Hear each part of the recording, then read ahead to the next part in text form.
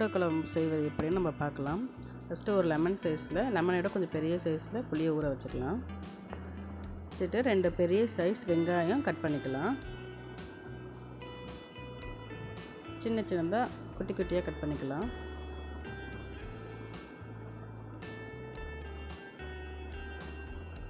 Cut பண்ணிக்கிட்டோம். அப்போ 2 பெரிய சைஸ் தக்காளியும் கட் பண்ணிக்கலாம். குட்டி குட்டியாக கட் பண்ணிக்கலாம்.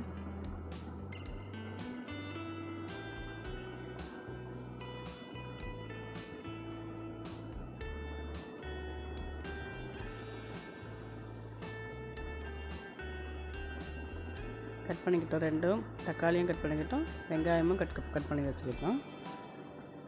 இதில் ஒரு 10 பூண்டு உரித்து குட்டி குட்டியாக நறுக்கி கட் பண்ணிக்கணும். நெட்டு வாக்கில் சீவிக்கிட்டு குட்டி குட்டியாக சின்னதாக கட் பண்ணிக்கணும். இந்த உருண்டைக்கு போட்டு மிக்ஸ் பண்ண தேவைப்படும். அது குட்டி குட்டியாக கட் பண்ணிக்கிட்டால் தான் நல்லாயிருக்கும்.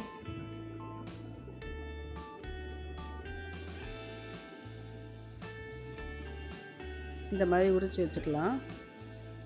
உரித்து எடுத்துக்கிட்டு நீட்டாக வகர்ந்துட்டு குட்டி குட்டியாக அந்த மாதிரி கட் பண்ணிக்கலாம். தாளிப்புக்கும் எடுத்துக்கலாம், உருண்டைக்கும் நம்ம யூஸ் பண்ணிக்கலாம்.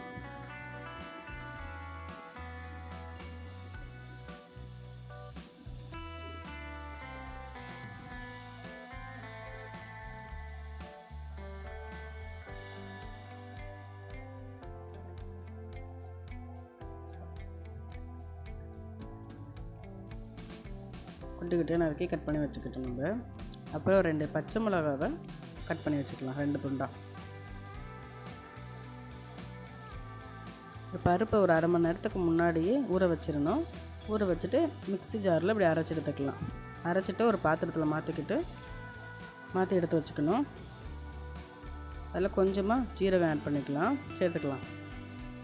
சீரகம் சேர்த்துட்டு குட்டி குட்டியாக நறுக்கி வச்சுருந்த வெங்காயத்தையும் நம்ம சேர்த்துக்கலாம். அதில் வெங்காயத்தை சேர்த்துக்கிட்டு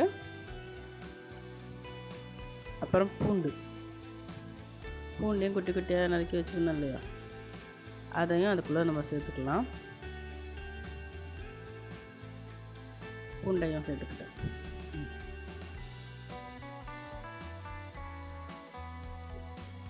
கொஞ்சமாக சேர்த்துக்கலாம். கொஞ்சம் தாளிப்புக்கு எடுத்து வச்சுக்கலாம்.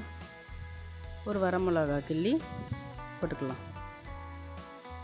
ஒரு கைப்பிடி அளவு முருங்கைக்கீரை வெட்டி வச்சுருக்கோம். உருவிட்டு கொஞ்சமாக வெட்டி வச்சுருந்தோம், அதையும் சேர்த்துக்கலாம். அப்புறம் சின்ன தேங்காயில் ஒரு அரை மூடி தேங்காய் திருவிக்கிட்டு அதையும் போட்டு ஒன்றா மிக்ஸ் பண்ணிக்கலாம். சேர்த்துட்டு 1 ஸ்பூன் வரமிளகாத்தூள், 2 ஸ்பூன் கடலை மாவு நம்ம எக்ஸ்ட்ரா சேர்த்துக்கலாம். 2 ஸ்பூன் சேர்த்துக்கிட்டால் உருண்டை கொஞ்சம் கெட்டியாக இருக்கும். உடையாமல் இருக்கிறதுக்கு அது கடலை மாவு சேர்த்துக்கிறது. உருண்டை பிடிச்சாச்சு.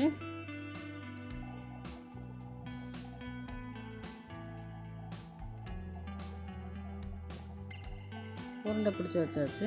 இப்போ நம்ம மண் சட்டியில் தான் குழம்பு வைக்க போகிறோம். உருண்டை குழம்பு. சட்டி காஞ்சோடனே எண்ணெய் ஊற்றியாச்சு. கடுகு உளுத்தம்பருப்பு போட்டு தாளிக்கணும்.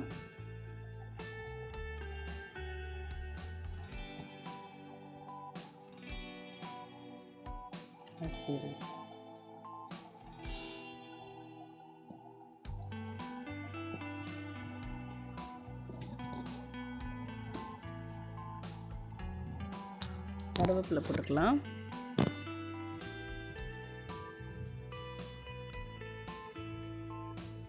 கருவேப்பிலையும் சேர்த்துக்கிட்டோம்.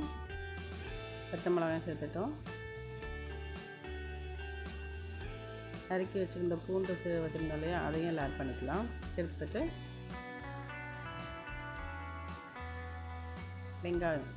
வெங்காயம் பொடிசாக கட் பண்ணி வச்சுருந்தோம் இல்லையா, அதையும் அதில் சேர்த்துக்கிட்டு ஒன்றா கிண்டி விடலாம். ஒன்றா சேர்த்து கிண்டலாம்.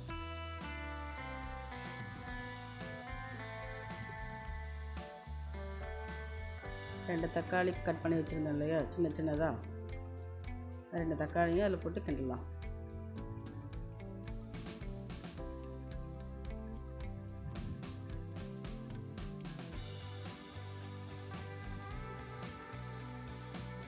நல்லா கிண்டிக்கலாம். கிண்டிக்கிட்டு ஒரு ஸ்பூன் மஞ்சத்தூள் சேர்த்துக்கலாம். மஞ்சத்தூள் சேர்த்து கிண்டிக்கலாம்.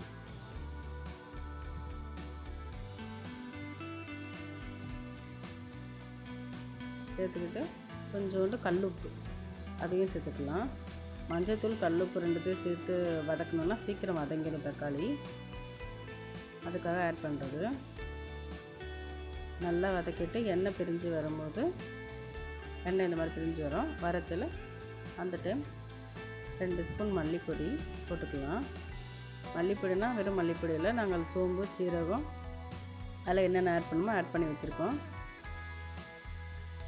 அப்புறம் ஒரு அரை ஸ்பூன், ரொம்ப காரமாக இருக்கும் அந்த மிளகாத்தூள் எங்களுக்கு, ஆனால் அரை ஸ்பூன் மட்டும் போட்டிருக்கோம் வர மிளகாத்தூள்.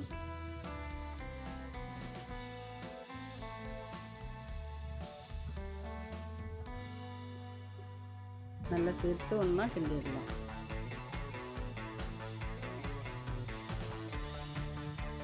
புளி கரைச்சி வச்சுருக்கோம் இல்லையா நம்ம தண்ணி, புளி ஊற வச்ச தண்ணியில் புளியை கரைச்சி வச்சுருக்கோம். அந்த தண்ணியை அதோடு சேர்த்துக்கலாம். தாளிப்போடு சேர்த்துக்கலாம். சேர்த்துட்டு நல்லா ஒரு கிண்டு கிண்டி விட்டுக்கலாம். கிண்டிட்டு மூடி வச்சிடலாம். கொஞ்சம் தேவையான அளவு உப்பு போட்டு மூடி வச்சிடலாம். இனி உருண்டை எடுத்து ஒன்று ஒன்றா போடலாம். உருண்டை எடுத்து போட்டாச்சு. கொதிக்குது. நல்லா கொதிச்சு வரட்டும். மூடி வச்சுருவோம். இனி ரெடி ஆயிரும். உருண்டை குழம்பு ரெடி ஆயிடுச்சு.